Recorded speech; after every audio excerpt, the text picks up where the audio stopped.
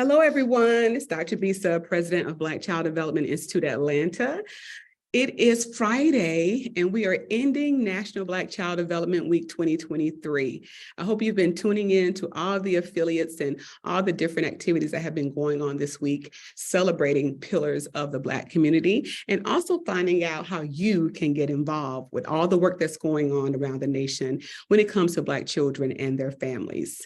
Today, I have the pleasure of culminating our week with our awesome mayor, Atlanta mayor, the 61st mayor of Atlanta, Mayor Andre Dickens. Welcome, Mr. Mayor.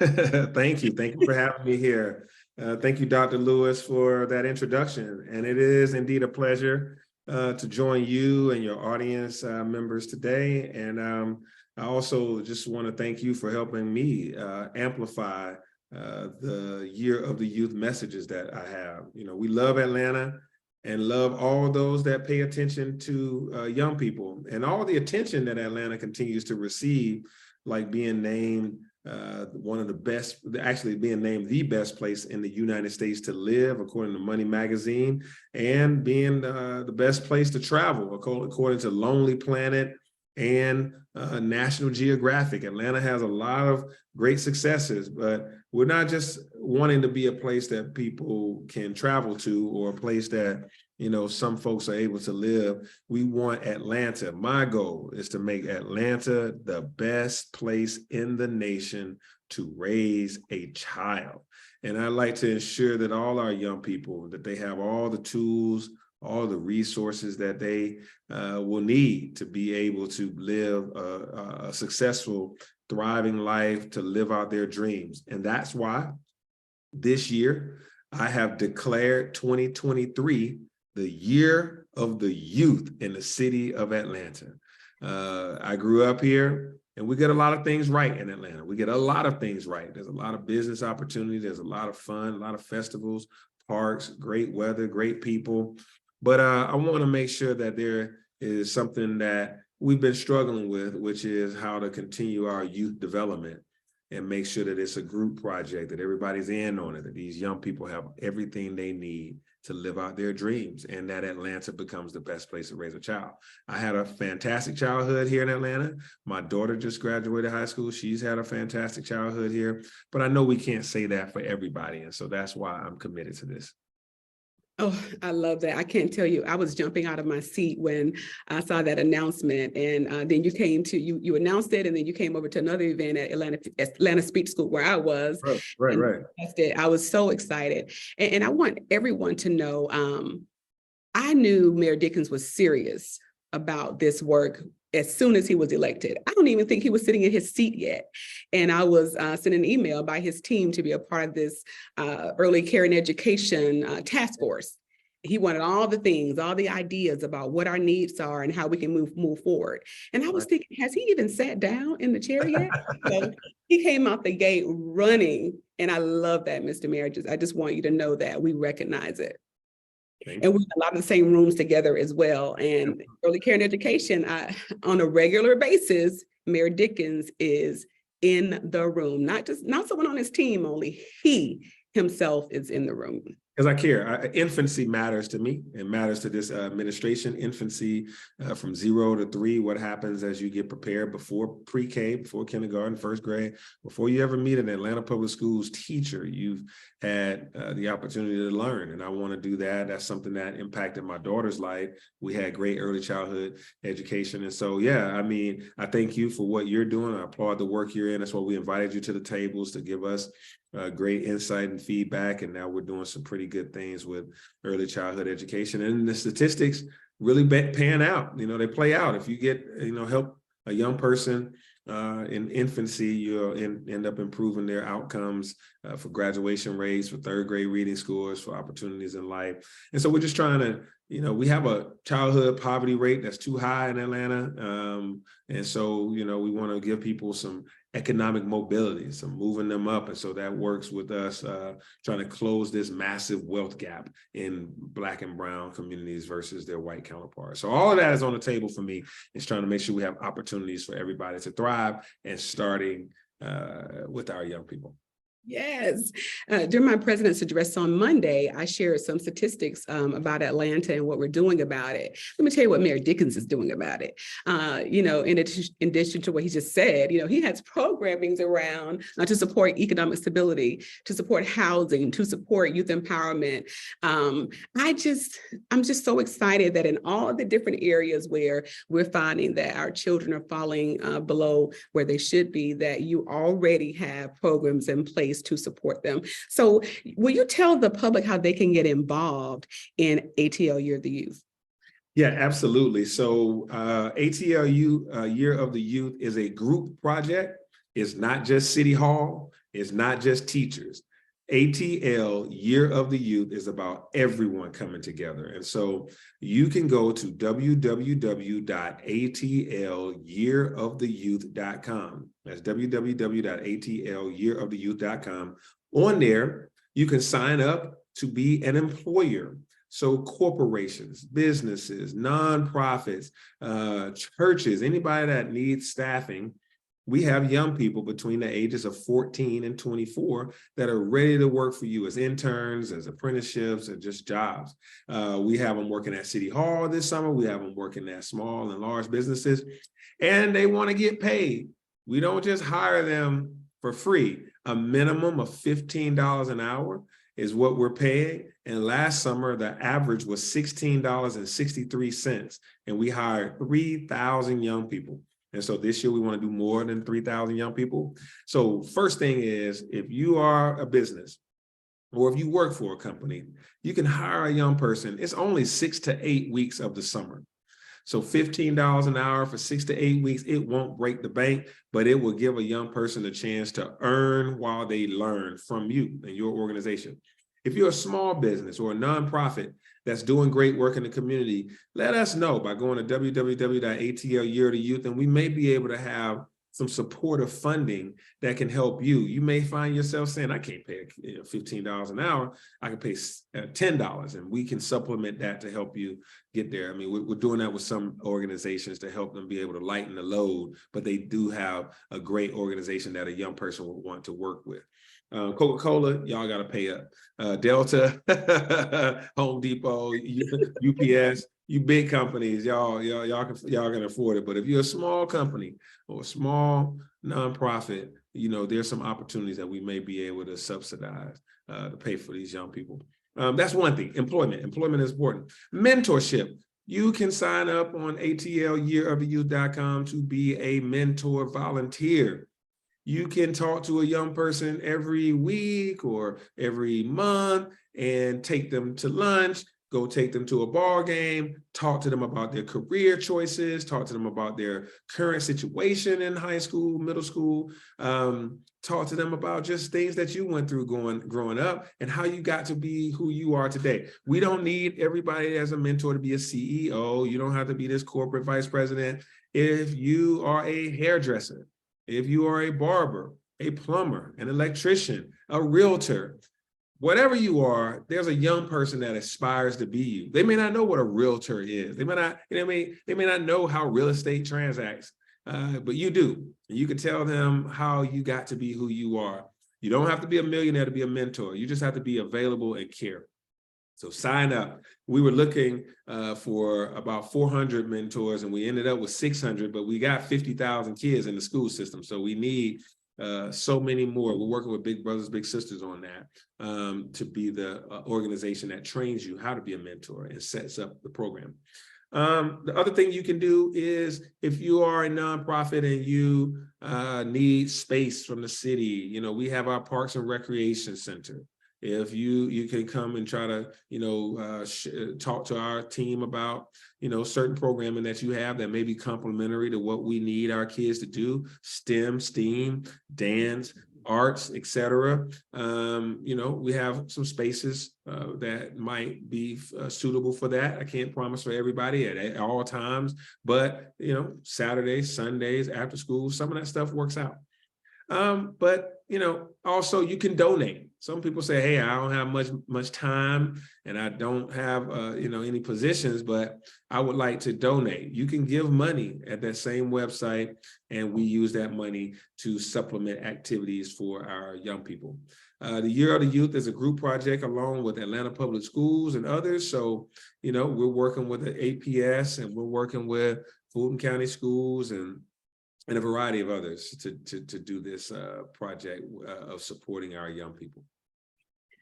I'm just over here jumping inside because of all the opportunities that anyone can get involved in supporting ATL Year of the Youth. Growing up, that's what supported us, those summer programs, going to the recreation centers. Some churches had a vacation Bible school. So we learned so many skills just being involved, especially after school, that out of school time and during the summer. That's the main time children, youth can get in trouble. We want to make sure that they have something productive to do with their time. And isn't it wonderful that the mayor is encouraging these companies to pay them for it? You guys know how I feel about that. So making sure that we are compensating people for their talents and their time. Mayor Dickens, we in our organization, we're really trying to support our child care providers. In early education, our workforce took a major hit during COVID. It was already tough to find teachers. There was already a teacher shortage. And when COVID hit, it exacerbated the problem. And 16% of Georgia's child care centers closed. So we have been really supporting high schoolers, because here in Georgia, we have the early care and education pathway, and it's approved by the Georgia Department of Education. They can take 3 or 4 years of early childhood and complete the pathway, and they can actually go to work if they earn a credential in the field. So all the high school students, the high schoolers have to do, the programs need to implement a credential, whether they're implementing the Child Development Associate, CDA, which is a national credential, or they're partnering with the local college who can offer dual enrollment. They can go to work without starting all the way over when they finish college. When they finish high school, we need those students to be working in the classroom because they're so good with children. So your initiative supports that. So I wanted to throw that out there because there's funding to support paying them. Yeah, absolutely. Good deal. That's a great idea. Yes. So I wanted to ask you, to help motivate our childcare providers. We're losing a lot of childcare providers to Amazon. We're happy that Amazon is here, that we have these distribution centers.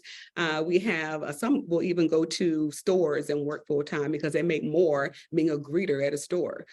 So we want to encourage people to stay in the field and work with our young children. Any words you like to share to our essential workers? We like to remind them that they are essential workers and that we couldn't have made it through the pandemic without them, and we definitely can't make it through every day without them.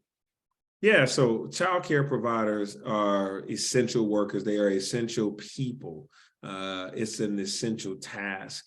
And I know that people that sign up to do that work, they use their whole heart to be able to take care of young people. Amazing folks are paraprofessionals and child care professionals that take care of the most vulnerable in our population, these kids, these toddlers, these young people. And so I want to salute you and thank you for that career choice and for giving your life to helping other people raise kids. And you're saving lives, you're supporting culture, you're providing a pathway to the future.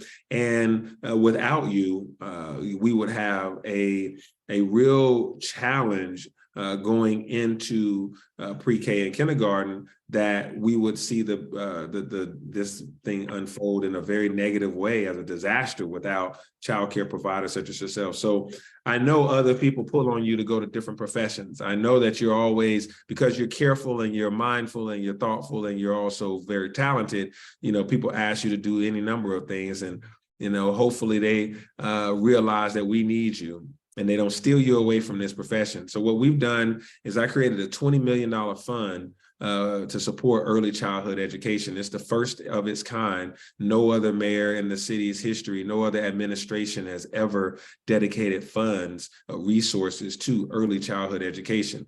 For me, childhood matters. It's important. And so infancy matters. And that's why I'm investing in it. I need these young people to be prepared to go to kindergarten and not have this difference already, a gap between learning experiences for kids that have gone through a proper child care center and kids that have just been set in front of the TV by grandmama. This is a difference in preparing our society and preparing our kids. And so part of that $20 million goes towards stipends to child care providers, to you, to say to you, here's $1,000 or here's some money. Just keep going. Just keep going. Some of that money is going to get into your hands. We just started it and we launched it, and we're working with Gears to help with that. And we're already talking to child care centers. Part of the money goes towards renovation and repairs at child care centers that don't have enough cash flow or money to go out and pay to repair appliances, bathrooms, kitchens. They need new mats and blankets, etc. So we encourage your child care center to apply.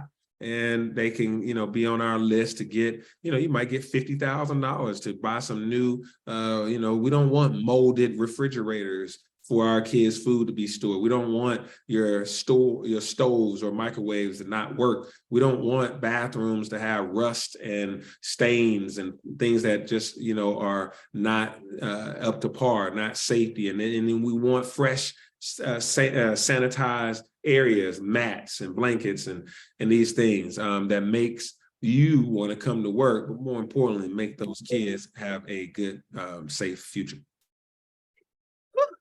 I tell you, I get so excited every time I hear the mayor announce some type of initiative that deals with our children, and there have been a number of them.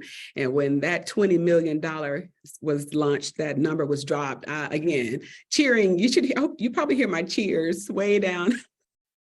I just want you to know in your office, you're like, oh, here's someone cheering. It's me. So we appreciate you.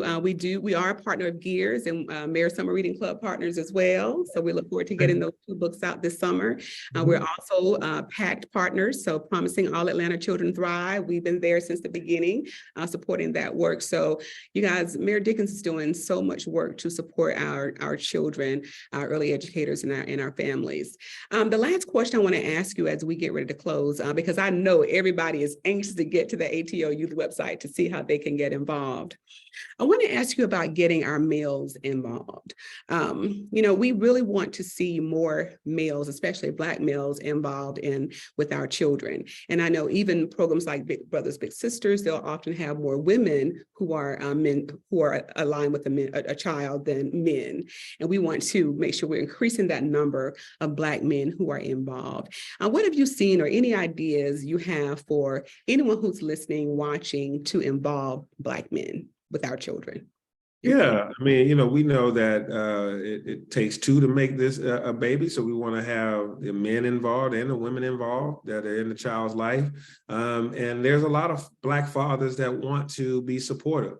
There's some who don't, but there's some who do. And those that do, we need to give them ample opportunities to do so and to educate them on how to do so, give them a little grace in figuring out the best way to fit in. Men that are the fathers, or men that are just in the community that want to support early childhood education or support childhood development. There are men who aren't fathers, but they play the role of father. They are the coach. They are the uncle. They are the community center or the leader of someone, the church deacon, or whoever.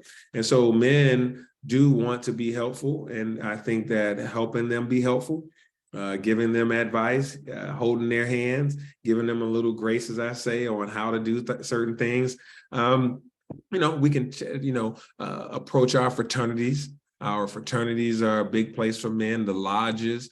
of the Masons, and I'm a Kappa, so I know that there are some men in our chapters that might be interested. We just need to make sure that we're very intentional about saying to men how important this is. I know we got a ways to go in certain areas, but we had some men sign up for our mentorship program that we have at ATL Year to Youth. So engaging men, men are busy, but they're not too busy if we make sure that we show them how they can be successful. Men like to do things that they can win at. And so if we show them how they can help transform a life, save a community, help some people get by, give them opportunity to do so, they'll take it. I love that. Yes, we need to involve men more, you all. Are we inviting the men to the table? Are we specifically inviting the men to the table? I love that. We got to be intentional about it. So I know you're down there doing great things for our city. And as we get ready to close, I want to ask you about a call to action, to share a call to action. We'd like to do that. And then any closing remarks. Yeah, so as I stated, this year is the year of the youth, and it won't be our only year that we focus on children or care about children. We want to do that every day, every month, every year. But this year, we're kickstarting it with the 2023 Year of the Youth. So if you go to www.atlyearoftheyouth.com, you'll find ways for you to help out. But we want you to help out in tangible ways and intangible ways. A young person told me the other day, they said, Mayor, I love the programs that I'm in, but sometimes we just want a hug. We just want a hug. We just want to be close to y'all. And I was like, wow, okay, you in the programs. You're so excited to go to camp and to go to this and that, but they just want to see us, just want to be around us. Men, women, they don't care. They want to be right up under us. Like, where you going? I want to go where you going. What you doing? I want to do what you're doing. And I thought back to my days as a young person. Same way. I just wanted to be around and see what's going on so I can have some kind of context to this life. When you lack context, you end up being up to your own devices and thoughts, and sometimes things aren't the best when you do that. And so for us, there's a group of Kenyan warriors called the Maasai people. Maasai is their village, and they greet each other in a phrase that says, "How are the children?" Like how we say, how you doing? And everybody say, I'm fine. They greet each other and say, how are the children? And the traditional response is, all the children are well. Because to the Maasai people, children were the priority. And if the children were well, then the whole village was well. So to this day, I am now greeting you saying, how are the children? And until we can say all the children are well, then we have a lot of work to do in Atlanta. So my charge is, if ever you see a child that needs something, that you and some others get together to help that child and that parent so that all the children will be well. Yes, we definitely want to say all the children are well. My call to action as we close, first, take some children, some youth down to City Hall. Take them to the Capitol as well. Take them so they can see where the decisions are made in our city and in our state. As when I was young, that's how I was able to get interested in being involved as in community service, because Representative John White, I was living in Albany, Georgia, born and raised, Good Life City. And they took us 3-hour drive to Atlanta to go to the Capitol, City Hall. And we were able to, hold the gavel and just all those experiences. I still have those pictures. I ran across them at my mom's recently. And that reminded me when I became interested in this work. So, Mayor Dickens and I, at some point, we're going to age out.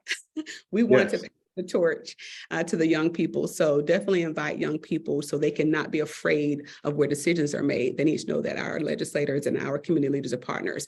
Finally, make sure you check out our events page so that you can see what we have coming up next. Also go to our news page on our website. We'll make sure you have that link as well as ATL Year, the youth link to see how you can get involved. We want to make sure that we keep you engaged throughout the year, not just when something goes wrong in the news and the media, but throughout the year. We want to be proactive and not reactive. Thank you all for joining us for National Black Child Development Week 2023. And thank you again, Mayor Dickens, for closing out this week with us as our guest. We are celebrating you, and we have a package coming your way for you and your team just to say Thank you for being an awesome pillar of the Black community. Well, thank you, Dr. Bisa Lewis and BCDI. Well, thank you all for inviting me and for the work that you do on these very important initiatives. And so I'm with you. Continue to do great work, and to all your viewers and listeners, keep on letting your light shine so that others can be glorified and supported. Thank you. Thank you, Mayor Dickens. All righty, bye-bye.